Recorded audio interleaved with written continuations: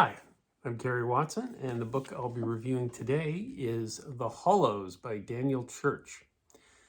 It is a horror novel, subgenre folk horror set in the north of England in a small town, and it really delivers on its premise. So many horror novels, applies to science fiction as well, as far as in my reading experience, start off with a high concept, a big juicy idea, and then just don't develop it enough, don't follow through at the end with something that explains what we've been reading about, or at least gives us a satisfying conclusion. The Hollows more than delivers. So it's a snowstorm. The small town is socked in, as usually happens to small towns in the winter in horror novels. No one can get in or out, and of course the internet's down and every other form of communication, when the Tatterskins arrive.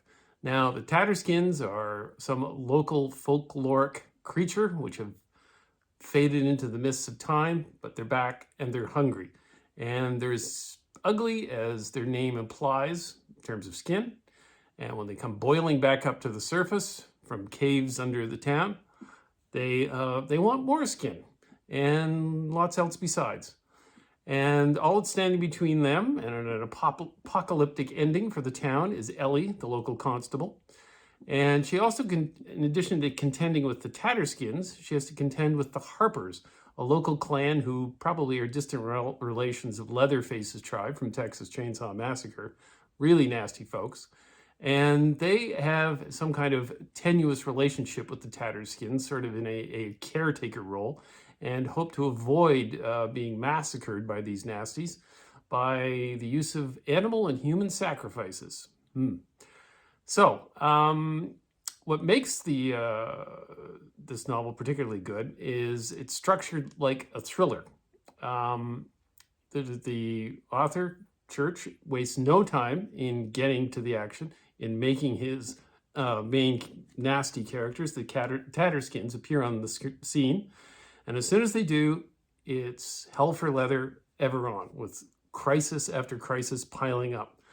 And if at times it gets a little too actiony, that's okay, because it stands in stark contrast to too many slow burn horror and fantasy novels. Church has a fine grasp of how to keep the action moving in a thriller-like fashion. Every attempt by the villagers to fight against the Tatterskins, it's a case of 2 steps forward, 3 steps back until the climax. I should speak about the ending. It introduces a note of cosmic horror, which didn't quite work for me because it leaves it possibly, I guess, room for a sequel, but it felt like over-egging the pudding in this case. But all in all, a really exciting read. I think I heard a rumor that it's been optioned for film. I'm not sure about that, but it would certainly make a hell of a one. Kind of a supernatural version of Zulu at times. Yeah, check it out if you like horror, if you like folk horror. This will fill the bill. Here's a book I can heartily recommend. It's my own, The Skeleton Palms. It's a contemporary noir novel set in Malibu, Palm Springs, Las Vegas, and a lawless town in Northern California.